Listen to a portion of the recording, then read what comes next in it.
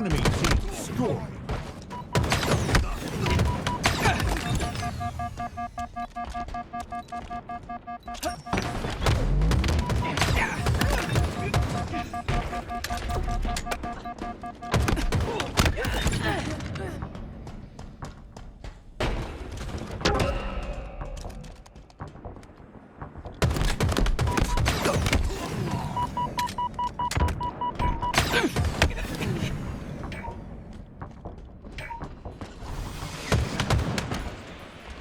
Welcome back, everybody. We are covering the open bracket here today, and sitting with me on the couch, we actually got Makowski and Eli, and we just started watching the SWAT Latam versus Team Lethal Fox matchup.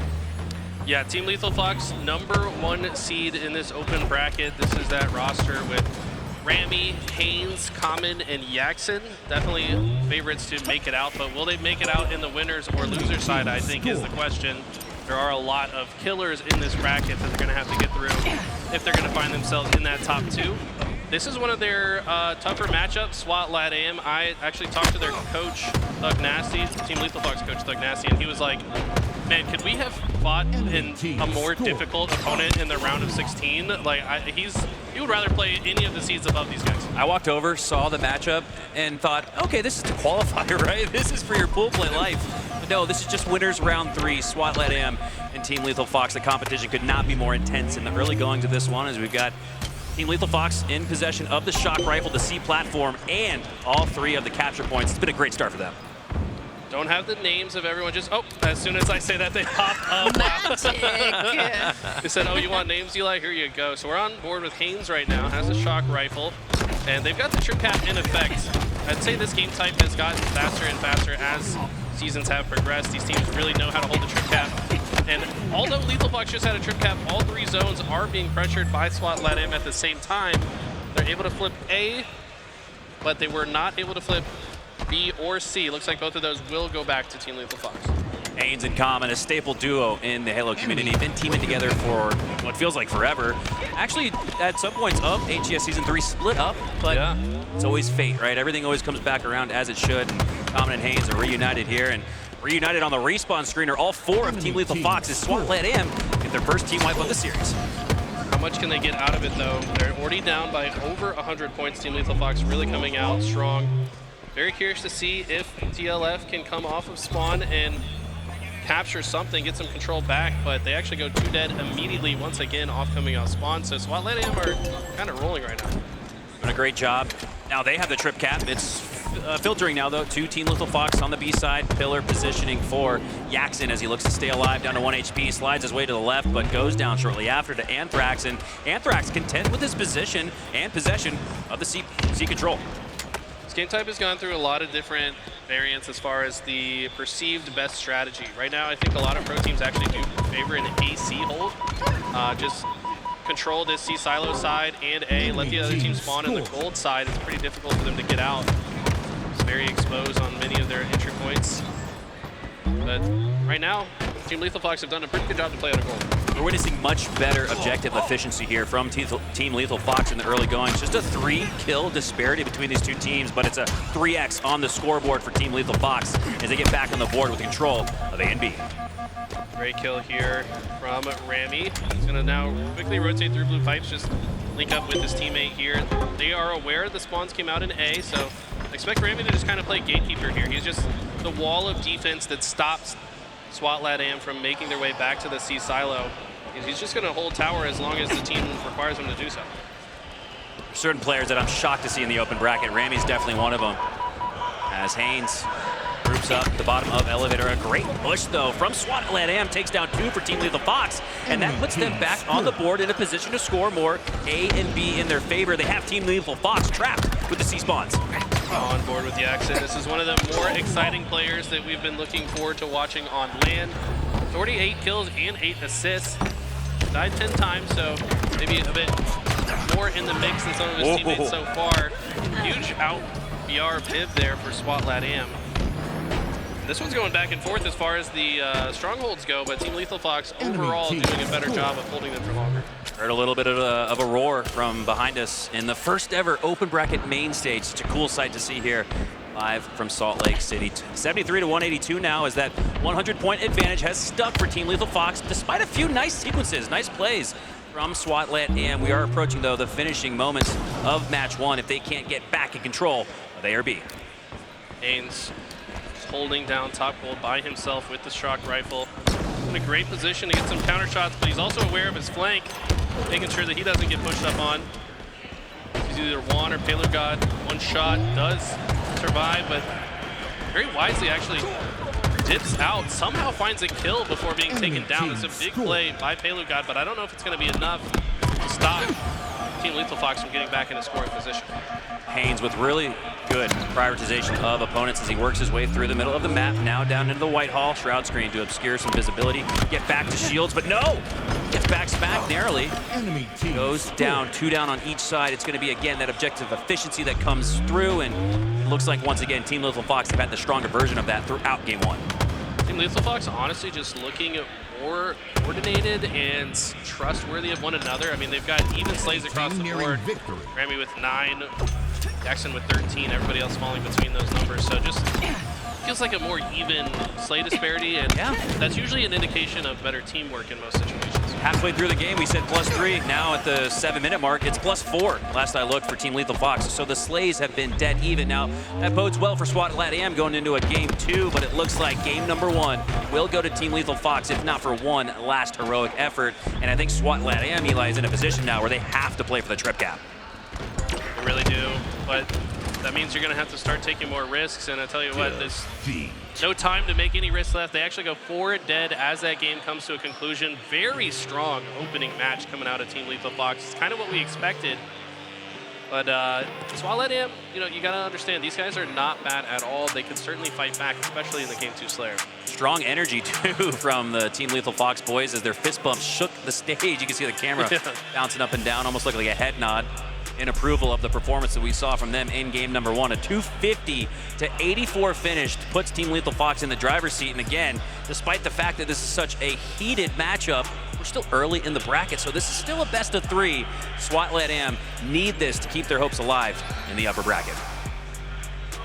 Game 2, live fire, Slayer. This one's typically dominated by control that sniper rifle on the side of Team Lethal Fox. These guys are all extremely talented with it. On the side of SWAT Latam, they need to really play the map a bit more. I think they need to spread out. They're going to have to control a lot of space, you know, apply pressure to Team Lethal Fox, but it's going to be hard, man. I think the individual talent of Team Lethal Fox is going to, might just win their gunfight and take space as a result. It's a great point, Eli. We need to see better, almost mid-map control from SWAT Latam. Haines, with a great example of that towards the end of that game number 1, was free-flowing, in a flow state, as Active might say, through the middle of the map, with not as much opposition, not as much damage as you would think going into his suit. And I think of a map like Live Fire with the map funneling through the middle. That is going to be a key win condition for SWAT Latam. Better mid-map control, better snipe control. They've got to have the sandbox. They've got to have the win here. But my thoughts, when a team loses game 1 going into a game 2, I always look at the slay disparity. And again, SWAT Latam were only down a team wipe in that game number 1. It's actually surprisingly shocking that Team Lethal Fox were able to win that big, despite how evenly slayed that match was. As we kick things off here, live fire game number 2, hopping on board here with Common. He's down on the B side. A fight ensues at top mid for that sniper rifle. A little bait and switch here between Anthrax and his teammate, but Team Lethal Fox don't take the bait, don't drop down the ventilator. They work to the dummy door instead. Masterful positioning from Haines as he's now earned the snipe. Made a great point about the top mid control. I think we're going to see that a lot from Team Lethal Fox. The reason it's so important on this map is because you can quickly rotate to spawn kill on the opposite side from any portion of the map. If you can control this top mid lane, I think Lethal Fox runs away with it. They've also got Camo Sniper, the most deadly combination in Halo right now. Oh, can Haines get some value out of it? Patience was there at first, but I think he could have played that a little bit safer. Now he's passed the sniper off to, looks like Johan, and this could be exactly what SWAT Latam needed.